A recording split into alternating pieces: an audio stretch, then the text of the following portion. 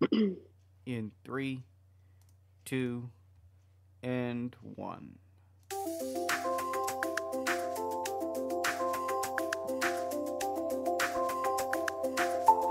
Welcome to the Sowing Hope podcast. This is a show all about implanting hope in our hearts. I'm Bill Snyder, joined by my friend Ann DeSantis. We're glad you're here for our uplifting conversation about faith and how it sustains our hearts through all the seasons of life. Thanks for walking with us. And good afternoon, everybody, and welcome to the fourth episode of Sowing Hope. This week, I can't believe we're saying that, but here we are once again and able to bring you a special episode all about the March for Life, pro-life, and we're going to be talking about specifically the March for Life in Philadelphia tomorrow. So we're super excited that you've chosen to join us here on this special episode, and as always, I am joined by my friend Ann DeSantis. How are you, Ann? Oh, great. I'm really great because knowing that this march is tomorrow and what it stands for, and having a wonderful guest like Claire Pinto, who's our guest from the Pro-Life Union of Greater Philadelphia, I'm very excited about this show and what we're going to be talking about. Yeah, absolutely. And to be able to, talk a little bit about the pro-life movement, what it is, and for people who maybe don't engage in it a whole lot, we can unpack it for them a little bit. But welcome, Claire, and thank you so much for joining us today. Thank you so much for having me. I appreciate the chance to talk about this and get to talk to the two of you. Yeah, absolutely. That's right. So, tell us just a little bit about your involvement in the pro-life movement and how you got involved, and you're so passionate about this cause. So, share with us just a little bit of that passion. Sure. So I, didn't even really know much. I didn't know much about the pro-life, pro-choice thing when I was kind of coming into my faith, and it wasn't until a few years in that it was sort of brought to my attention, and almost the minute it was, I just remember feeling baffled that this was not something that more people talked about or more people cared about. I think I loosely remember when I would hear things on the news or loosely hear my parents talk about things, but never quite understood the sort of the ins and outs of all this. And so I became very passionate about it around my sophomore year of college. And as I moved through college, I was always excited to go to the March for Life. I was always excited to, you know, talk to the 40 Days for Life people or pray outside of an abortion clinic, but I had no idea that it would end up being what I shaped my professional career around until, the spring of my senior year when I was making those decisions. And I had the privilege of being a crisis pregnancy advocate for about 6 months, which really only further fueled my fire for the pro-life movement, and just meeting women who are experiencing this great tragedy and are forced into it because they don't think that they have another choice. Getting to talk to them about like what led you here, and what are some real solutions, like how do we sort of protect you from this tragedy and this thing that's like harmful for you and your heart and your body. And so I got to do that for just under 6 months, and that led me to working for the Pro-Life Union, where I'm getting to sort of work on the advocacy, education, action side of the pro-life movement, and sort of just trying to get people fired up to come to events like the Philadelphia March for Life and provide women with real solutions to these issues that they're facing, rather than giving them a solution that just hurts them further. Because that's the reality, is that abortion does nothing but perpetuate a woman's problems. It doesn't do anything to give her a real solution or empower her to be called higher and do better for herself and her children. Yeah, said so well, because you're right. At the end of the day and at the end of our lives, right? What's important is not earthly. The things that on earth and in our world are important, like getting ahead, having lots and lots of money, and a high-powered career. Because if we do all of that for the sake of a life, another life, right? A human life, And that's what the Pro-Life Union is all about. And just want to invite people to please do go to prolifeunion.org and learn about the wonderful work they're doing. Claire Pinto is the Programs and Communications Coordinator at the Pro-Life Union of Greater Philadelphia. And I want to say, too, that as the director of the St. Raymond Onotis Foundation, I'm honored to be connected and to be working with all of you to help you promote this event, because most of our viewers know that what we do is help families in crisis. So, people who are affected by that type of decision are families in crisis. I know we talked about that on another recent program that you came on for the St. Raymond Onotis Foundation. Yeah. And it's I think one of the misconceptions that people have is that the pro-life movement isn't kind of in the nitty-gritty trying to do the things that people need, like the really tangible small things, like making sure that someone has Christmas presents under their tree, or that they've got diapers, or they're able to pay their rent, but also making sure that they're like spiritually supported, and that they have someone who's checking in on them, or they have someone who's helping them find a house, and this is what people who are truly pro-life care about, is the individual person and their needs, not just seeing children born and then leaving people to their own devices after that. Yes, absolutely. And I know that because I have been at those abortion centers and praying there in front of them. And you're right. Some of the questions that you get is that, do we only care about once the baby is born and then that's it? And there could be nothing further from the truth. Tell us more about how the Pro-Life Union connects women with those resources after the baby is born. We'd love to hear. Sure. So we have the privilege of working with almost, I believe, over 30 member organizations, all of which kind of tackle a different problem. So whether that be they need to go to a pregnancy resource center so that they can make sure that they are connected with proper care throughout their pregnancy, prenatal care throughout their pregnancy, or maybe they're unemployed, or they have an employer who's not sympathetic to the fact that they're pregnant, and it's about getting them connected with an organization like Every Good Gift, which is going to connect these mothers with work and daycare and everything that they need to be successful and make money.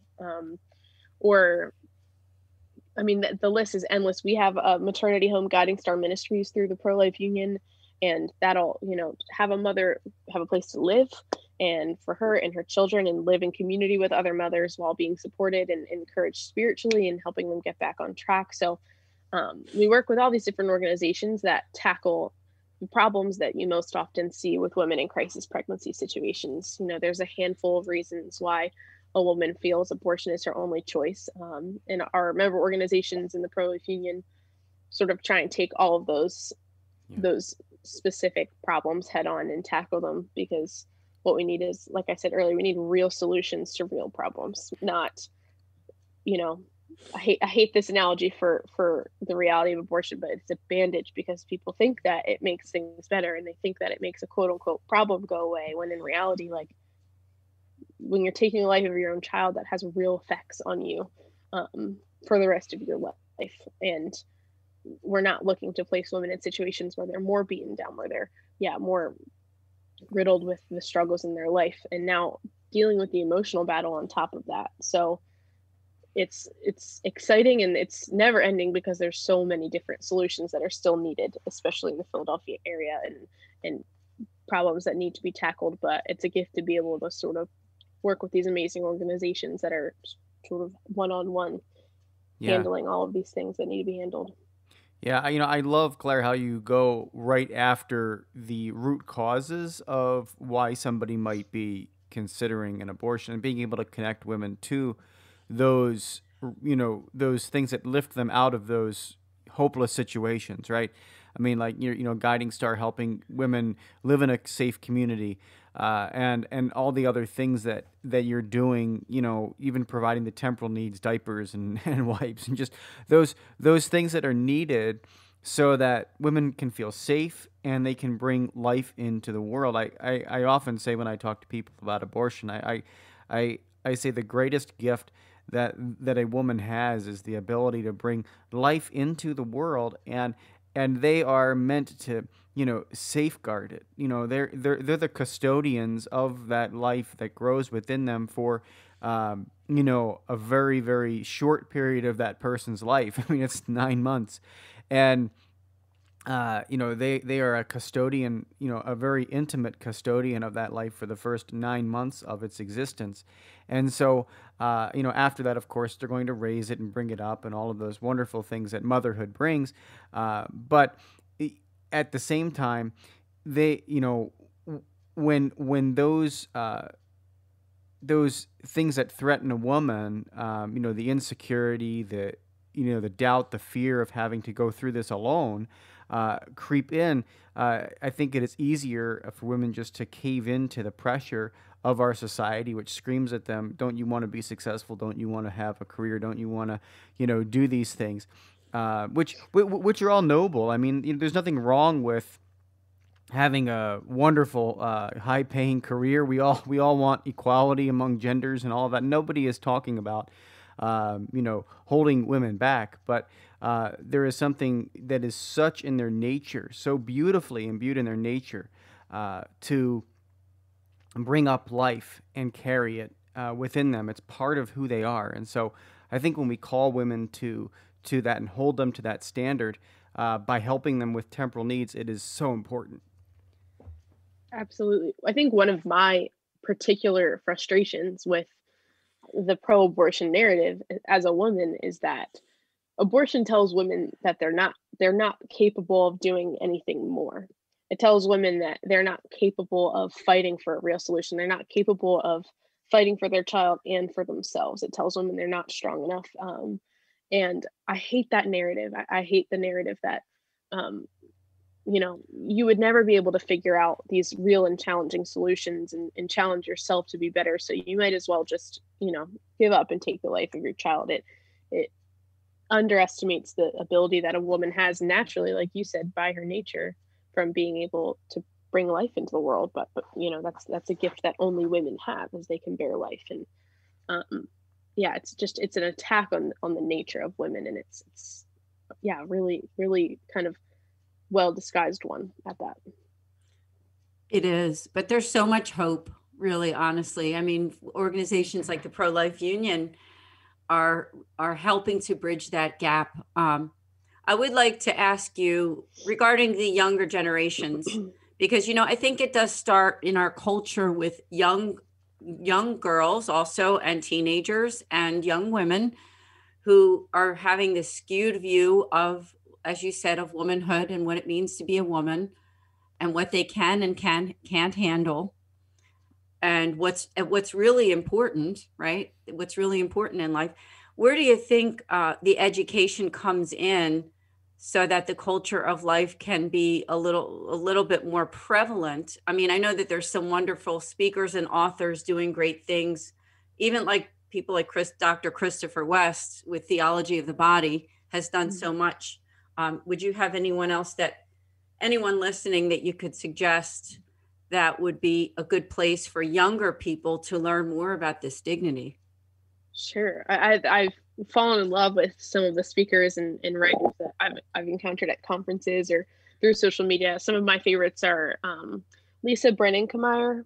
I don't know if you know her, but she talks beautifully just like about the vocation of being a woman and marriage and motherhood and all of those things. A few other good ones would be Emily Willis. She has a great platform to talk about these things. Leah Darrow is another one who does it beautifully. And a few other small ones that I just follow on Instagram. There's people who are really just like open and thrilled to talk about these things and be super honest about them. And I really enjoy it. I think it's one of the gifts of social media for sure, is the access to these kind of examples and role models that you can find. Yeah, that's incredible. And, I think that all of us here on this particular podcast here, we're all Catholic, but a lot of the people who listen to Sowing Hope aren't necessarily Catholic. We have Christians and people of all denominations, faiths, and even non-faiths that listen to this podcast. And I know that the Pro-Life Union is really an ecumenical organization that has a lot of other denominations, and even people, sometimes people who don't even celebrate religion, because this is a human issue, isn't it? I mean, it's an issue of really human dignity, whether or not you're following a religion or not. Can you talk a little bit about that? I know Tom Stevens has told me that you do a lot of collaborative efforts with other Christian denominations. Absolutely. And it's like you said, it's not a religious issue. This is an issue of like basic human life, right? And I heard a great Allison Centofonte, who works for Live Action. She says this in an interview, and it always really stuck with me, that you don't, see people yelling and screaming at each other over having their appendix removed, right? This is a human rights issue, and there's a reason that people are so pent up about it. And abortion is not about, it is a science thing. Being pro-life is being pro-science, and supporting the fact that we know for a fact that life begins at conception, and there's nothing that can disprove that. You can't just decide this is when life starts, because we know.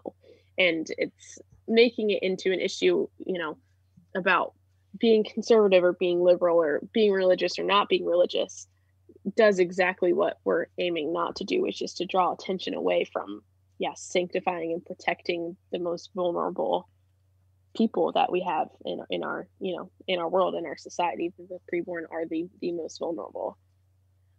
Yeah, absolutely. And I know that I've been joining your calls for the planning for the event, and it's such an honor for me to be a part of that. And this is not a political issue, even though right now we're in these, quote, political times, right, with the election that just happened and the inauguration. But I know that the march itself has nothing to do, right?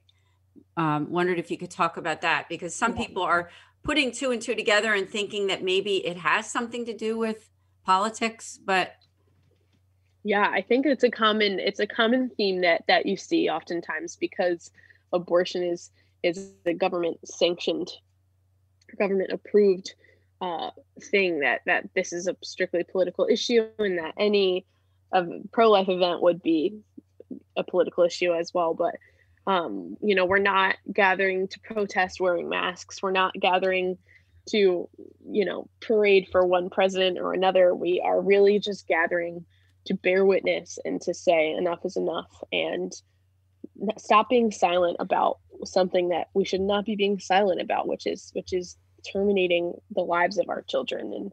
And specifically, and I know I've talked about this with you before, specifically like in our neck of the woods, this is our neighborhood, this is our home, and we have to take pride in that, and we have to own what's going on, and specifically do what we can where we are in the greater Philadelphia area to provide real solutions. And I think when you make it about politics, it brings a whole different layer that it muddies the water, and it draws attention away from what we're really trying to draw attention to, which is making abortion and euthanasia not even an option, because there's so many real options and real solutions to be provided. Yeah, and what Philadelphia stands for too. I mean, being a Philadelphia native myself, and I know, Anne, both of you living there, what Philadelphia stands for in the country and really in the world is the seat of liberty, right? I mean, we talk about it being the cradle of liberty. I remember on these old WOGL, promos, it used to say, rocking in the cradle of liberty. And, this is, the birthplace of modern democracy and liberty. And what a great symbol and a sign to be able to say, life is not necessarily a choice, being in that city, right? Being able to say life is not a choice. It is, it is part of something that we are all given, right? And it's not about the politics, but that's what the people in that city recognized in 1776. They recognized that we all had a right to life, liberty, and the pursuit of happiness.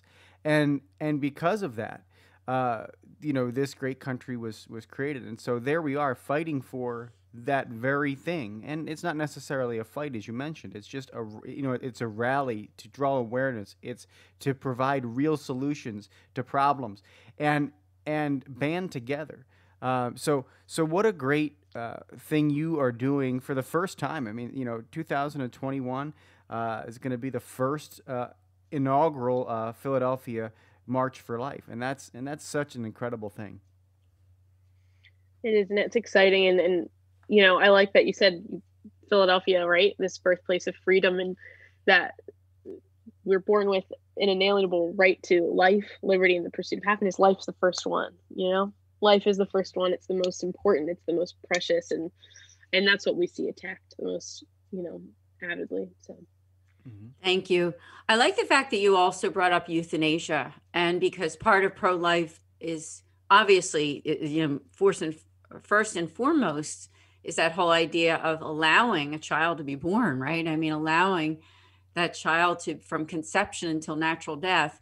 But it's also an issue of our times too, that the elderly and things that are going on in nursing homes regarding euthanasia. I wondered if you could talk a little bit about that, because the Pro-Life Union does stand for life in all stages. Mm-hmm.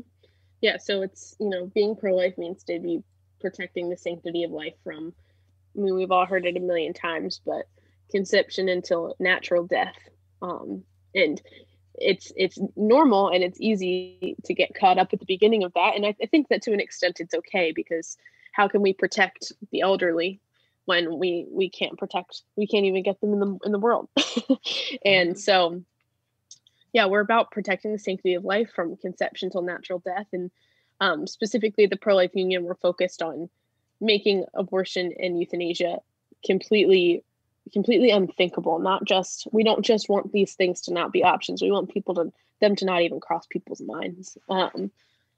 That's what our work's about. And obviously with the march, and at this time, especially with how politically charged things are right now, abortion sort of is at the forefront. And it's an issue that's talked about much more commonly. Specifically, I think also with the younger generations, you see a lot of people a lot more driven to talk about these things out loud. And it's just about how do we protect people, and that means all people, like you said, and what are the issues that we're specifically facing in these areas. And it's everything in between as well, but if we tried to work on every issue of life, we'd never get anything done, because there's so many of them. My own experience of people involved in the pro-life movement are people who do and truly care about people all the way around. And I know that even the president of the foundation that I represent, Mickey Kelly, who's very active in pro-life, he even was given the award, I forget, the Freedom Award or something at the Pro-Life Union this past year for his work. And he also does, his own personal outreach to when he sees homeless people and asking them on the street, hey, are you okay? Do you need any help? And that's also part of it too, is remembering that people who aren't provided for whatever reason, that being pro-life includes all of that. It's not just about unborn babies, although, that's the most important issue of it, I think, and I'm sure that's why why the Pro-Life Union does all the outreach that they do, because they want to make sure that those babies have a chance, right? Yeah. And so thank you so much. Now, another note I wanted to mention, I thought we could talk briefly about, is Rachel's Vineyard, because there's some people who may be listening to this podcast and thinking, I feel terrible. I actually did have an abortion and I'm still suffering from that. What does Rachel's Vineyard do? Rachel's Vineyard is really an incredible organization. They provide just an opportunity for healing and hope for women who've gone through abortions. And I believe as well for men who are affected by abortion. Am I correct about that? You might know better than me. Yeah. Yes, so they give retreats that sort of will give women a chance to work through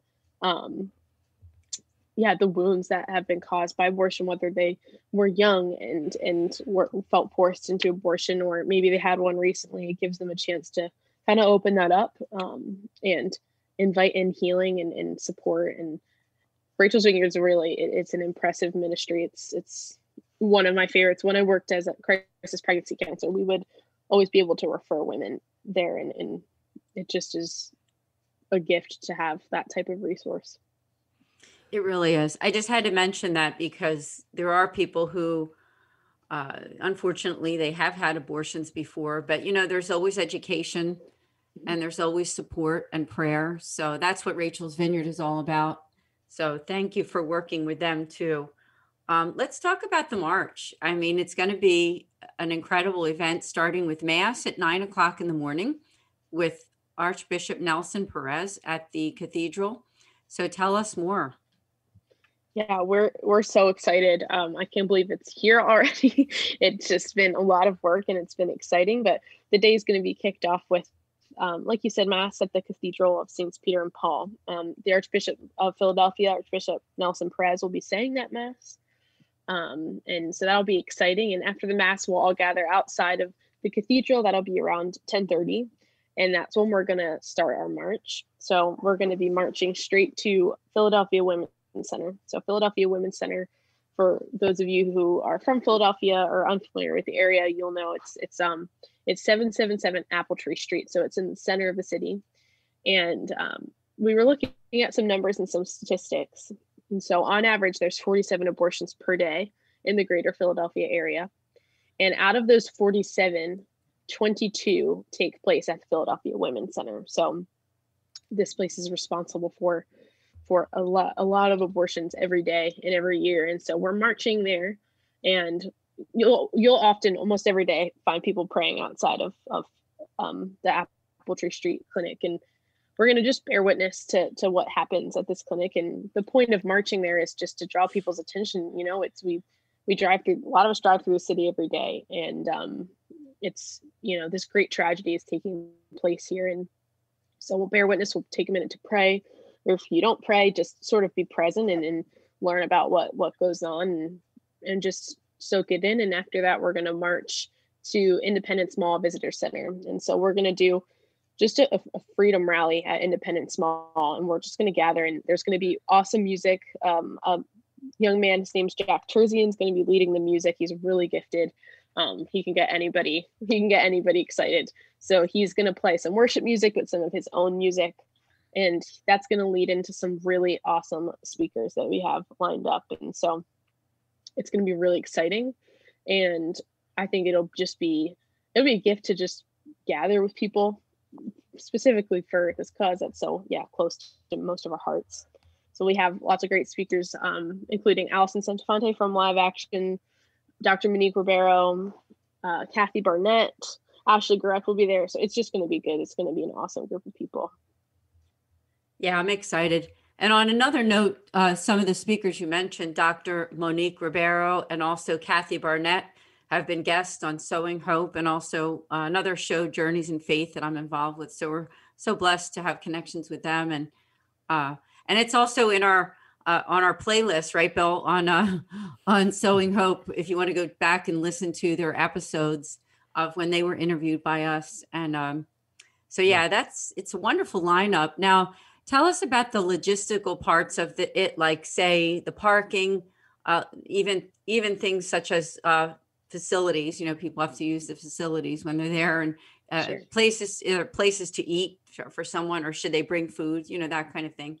Sure. Yeah, good questions. And so we lined up a frequently asked questions section on our website. So if you miss any of this, feel free to go there. It's, like you said, prolifiunion.org, and you can find all of that under the events page.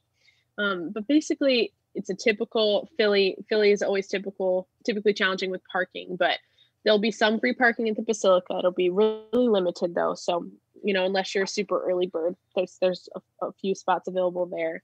And there's street parking around the Basilica, and there's street parking around Independence Mall, as well as paid parking at the Independence Mall Visitor Center. So that should be available. In regards to facilities, there will be restrooms available at the cathedral, and there will be porta potties available at Independent Small Visitor Center. Along the actual route, there likely won't be anything available to the public. We are intending to meet rain or shine. So unless there's some sort of extreme weather event, we're planning to sacrifice our comfort and just be there. Might be a little chilly, might be raining a little bit, but we're going to be there. So just come, bring your umbrella, bring some gloves. It'll be good. And with COVID, we want to be really mindful about just COVID protocols and basic precautions. So we're asking and requiring that everyone who comes wear masks inside and outside for all events, as well as just being 6 feet socially distanced from anyone who is not from your household. So marching with the people that you live with, etc., just to be safe and mindful, so that this is an event that people feel safe coming to if they are feeling a little stressed out about that aspect of things. And anything else that you might need, you can find on the website. And the day looks like it'll be from around 9 a.m. to about 1 p.m. And then after that, we just see where it goes. Yeah, sounds good. I mean, God will provide. God will provide. I want to ask everyone who's listening to this podcast, please do pray. Not everybody, obviously, we get listeners from all over the place, from outside of the Philadelphia area. But my guess is, Claire, I think people from outside the area are going to come to Philadelphia, just like they do to places like Washington, D.C., because for people who live within an hour or a little over an hour, my guess is they will travel out and try to be there. I certainly hope so. And I think it'll be worth it. I think that it's going to be powerful, and it's something that people won't want to miss, because it's, like you said, this is, I believe, years and years ago, maybe over 20 years ago, there was a march in Philadelphia. But, this is the first time in a long time that Philadelphia we're doing something like this. And yeah, I think it's going to be a great event, and I hope it becomes a regular thing. And I think it's going to be really good for our city and this movement. Yes, it will be. I'm looking at your website too. Again, I want to ask people to go to prolifeunion.org. And when you do that, right on the front page, it says the Philadelphia March for Life. Join us Saturday, January 23rd, in protesting the 1 million wrongful deaths in southeastern Pennsylvania since Roe v. Wade. And when you click on there, obviously it goes right to all the details, starting with 9 a.m. Roman Catholic Mass. And then the march begins where they go from the Basilica to the Women's Center. And then from there, the Rally for Life, which is at Independence Mall. I'll just give everyone the address there. It's 599 Market Street, Philadelphia. And I'm going to mention your sponsors too. You have some great sponsors there right on the website. The Family Institute, the Pennsylvania Family Institute, the Pennsylvania Pro-Life Federation, the Office for Life and Family of the Archdiocese of Philadelphia. And I know that you have many more that are also involved. So it's just incredible. Is there anything else that you can share with us about the event itself that people should know? Sure. There's lots of stuff to know. That's why the website will be great for anything I miss, because I'm bound to. My brain's scrambled from from all the work and preparation. But I would just say that, there's a lot of people really pouring their hearts into this event. My boss, the president and CEO of the Pro-Life Union, Tom Stevens, it's been his whole life planning this event for the past month, and he's really done an incredible job just pulling people together. And yeah, a lot of work's going in, and it's going to be awesome. So, if you're on the edge, reach out to us. You can reach out to us on our website or at mail@prolifeunion.org if you have any questions. But yeah, definitely, just if you have any hesitations, just kind of take a chance and see what it's about, because I think that you won't be disappointed. And if you're not from the Philadelphia area, the hope is to live stream the event. So if you want to check it out, then you can check that out on our Facebook page, which is Pro-Life Union of Greater Philly. Awesome. Now, there's also a donate button there, because like I said, we do have a lot of listeners that are from out of the area here. Yeah. Bill's in Wisconsin, and he's originally from Philadelphia. And you and I, of course, Claire, are in the Philadelphia area. But people can give, and people can pray, and people can share social media posts. So if they're listening to this, please do share it. Here we are the day before the event. The event is tomorrow, which is January 23rd, Saturday. And so please do share it. And So how can they donate? I see that there is that donate button. Is that the easiest way? Just go right to the website? Yeah, that'd be the easiest way. So we have that donation section on our website, and you can sort of put in whatever it is that you want to donate to. So whether that be, our March efforts, or if that's for the maternity home, Guiding Star Ministries, or the union itself, and just our efforts in the future, anything is appreciated, and you have the opportunity to donate to specific areas. But also, yeah, just like Ann said, just be praying for us, and for safety, and for good weather, and for all of those things as we gather, and just for our mission, that we're able to successfully and faithfully bear witness to this cause. Yeah, absolutely. No, I mean, there's so many great ways to contribute to the pro-life movement, and this is just one amazing way. So I really do encourage you all, prolifeunion.org. And, again, you might be listening to this, from far away from Philadelphia. But really, prayerfully consider donating to the Pro-Life Union of Greater Philadelphia for all the great work that they do. And honestly, folks, it really is a lot of these organizations that make the difference. It's not the public policy. I mean, yes, it's important that we strive to overturn Roe v. Wade and all the things that are associated with that. But the reality is, so many of these organizations, like the Pro-Life Union of Greater Philadelphia, really makes that difference on the ground, because they're the ones that are helping women on the ground that are at most at risk at most for abortion. So this is such a great cause to get involved with. It's such a great cause to get behind, not only prayerfully, financially, and with the talent, and with giving your time, your talent to them, going out to the march if you're available. Tomorrow, you live in the Philadelphia area, you live close to the Philadelphia area, or even you live like in New York. It's not too hard to pop in the car and make it a day trip to do something like this. So really do encourage you all to get behind this effort, because it's so important. And I'm glad that we also, thank you, Bill. I'm glad that we also talked about the idea that, be not afraid, right? I mean, because what we're doing, and what the Pro-Life Union and what pro-lifers are doing, is a peaceful effort. It is not any type of real,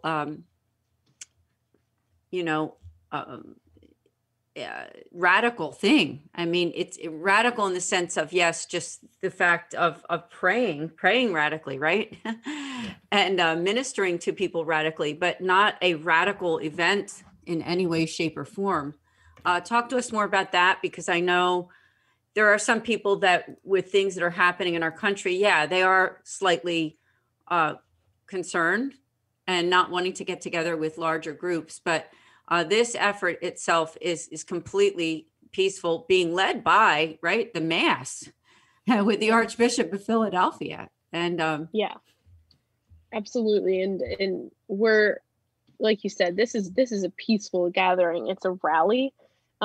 We aren't, looking to cause any sort of chaos or any sort of, negative environments. We really just want to gather and say, hey, like, we know what's going on.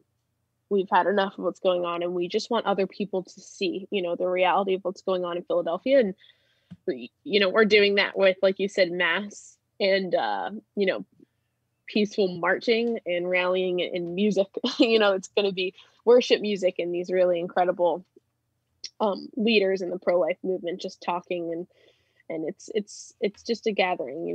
It'll be a strong showing of community, really. Yeah, that's incredible.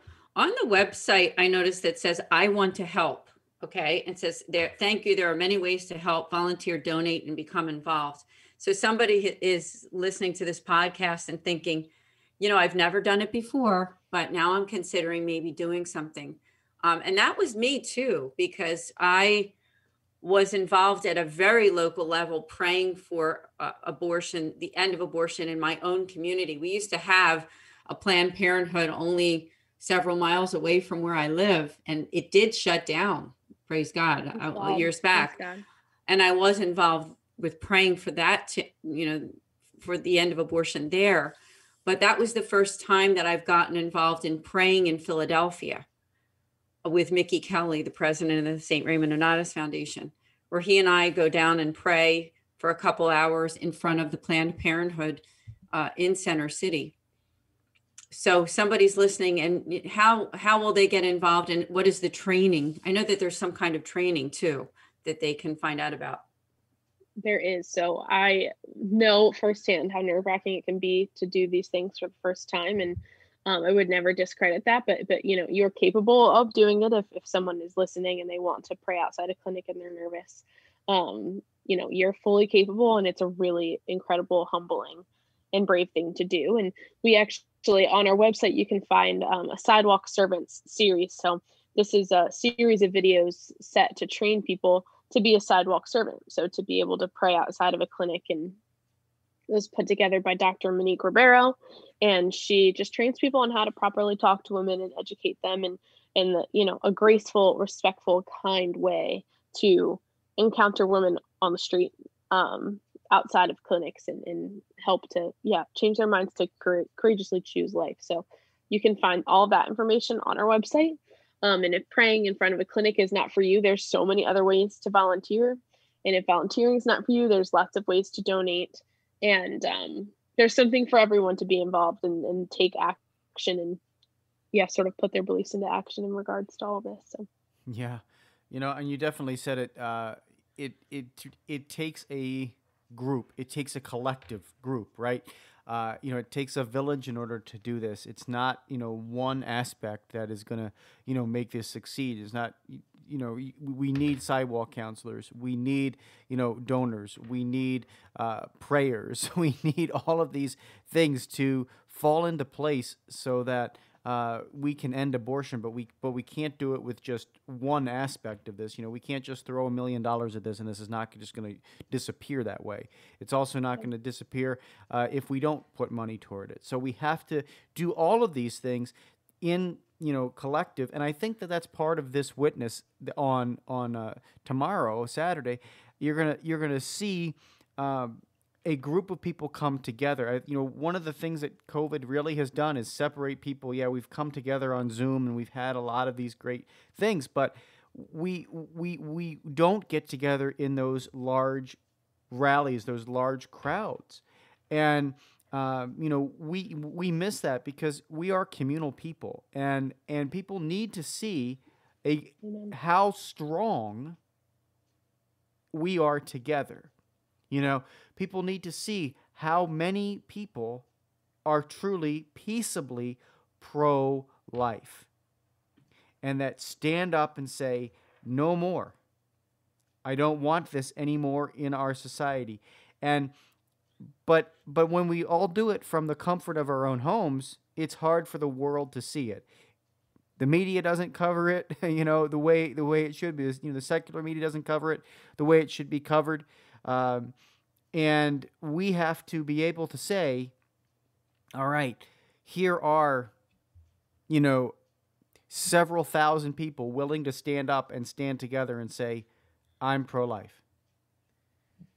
Absolutely. And like you said, the media isn't really covering this movement and this fight, and they're not covering it properly. And, encompassing everything it is that people are doing in the very real, humble ways that people are helping. And even with the March for Life in DC, hundreds of thousands of people have been at that march. And, you don't see that. You don't see the coverage of how powerful that is, which is why we need to show up even more and we need to be even louder. Because we need to be heard. So I think that in and of itself motivates me like crazy to keep showing up to these things. Amen. Amen. The thought just came into my mind too, that you're in your early 20s. I have two daughters also one in their mid 20s and my other daughter is around your age.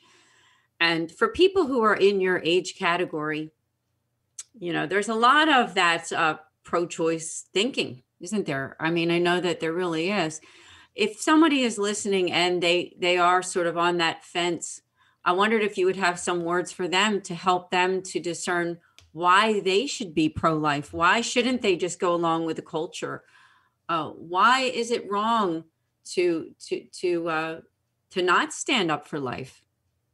Sure. I mean, it's a great question, and it's a loaded one because it's just hard, and anybody, anyone knows that it's hard. And I think in a particular way, if you're around my age, you're in college, or you're your early 20s, recent graduate, holding such an unpopular opinion, it can be very scary. And, I have people within my close friend group and my own family who are very put off by my beliefs and the opinions that I hold and my pro-life stance. And I think what motivates me is one, if you are religious, we're told that we're going to be persecuted in the name of Jesus. We're told that we're going to face discomfort, and we're going to be, have people throw stones. And I take that as a sign of doing the right thing.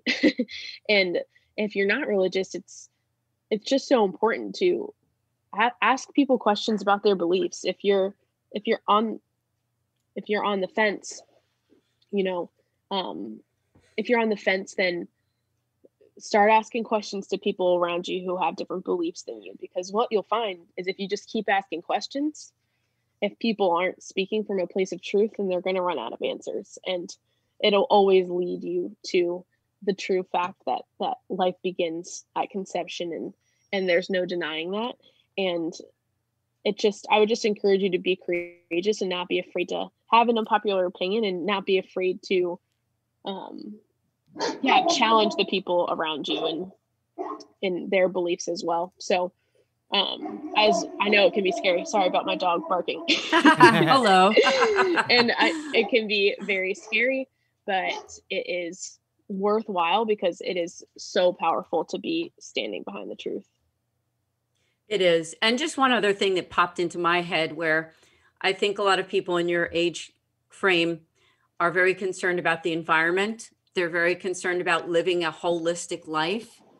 They're very concerned about not wasting, right? So what do you think? I mean, don't you think that the pro-life movement lines right up with that? Because if you think about it, don't they all really go together? You're worried about not wasting, and you're worried about recycling and keeping the world clean. And well, I think that being pro-life and being against abortion really lines completely straight up with that.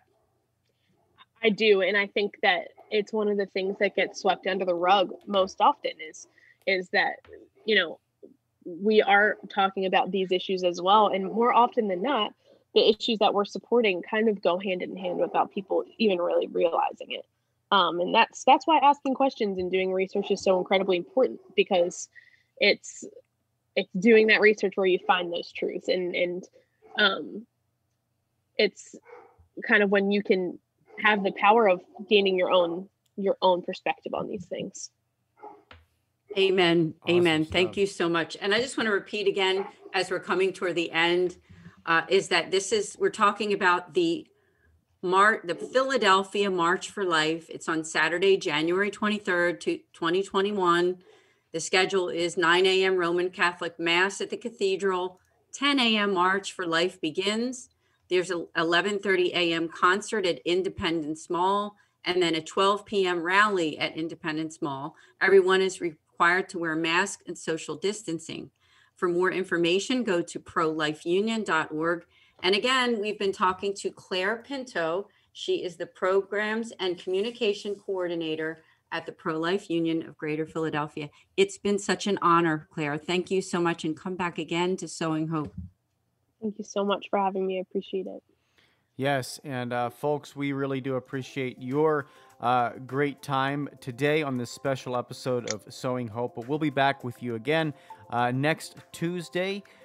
So until then, keep beating to your Catholic hearts and sowing hope into broken hearts. From all of us at Patchwork Heart Ministry, the St. Raymond Nonatus Foundation, and Fiat Ministry Network.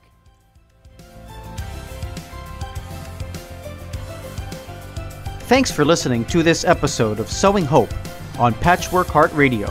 For more information about this podcast and our ministries, visit our websites, patchworkheart.org and andesantis.com.